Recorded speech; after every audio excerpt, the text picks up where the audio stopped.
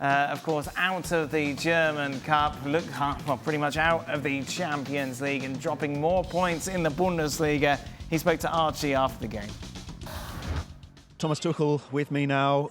Thomas, that must feel like points dropped, given the position you were in. What did you make of the performance, though, today? Feels like a loss, to be honest. Feels worse than last Tuesday, and was nowhere good enough to the level that we want from ourselves.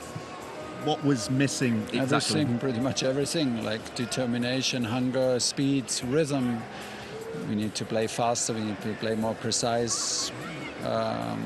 From the ball wins we had, we were sloppy, a lot of ball losses without any pressure.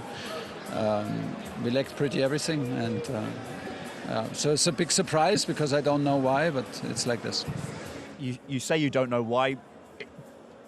Potentially the intensity of the game against Manchester City, do you think, drained that out of players at all? We had enough time to recover.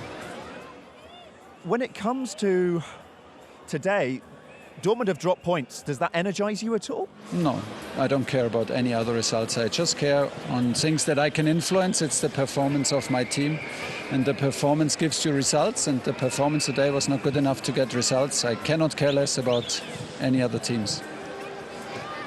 When you say trying to get those things that you're talking about, rhythm and intensity, what do these group of players need to do? Because so far you've had some results, but that's been missing, to my eyes, most of the way through. Yeah, of course. We're working on it. What was the question? What the players need to do? I think it's pretty clear what we need to do. It's more important how we do it, with more belief, with more aggression, with more spirit.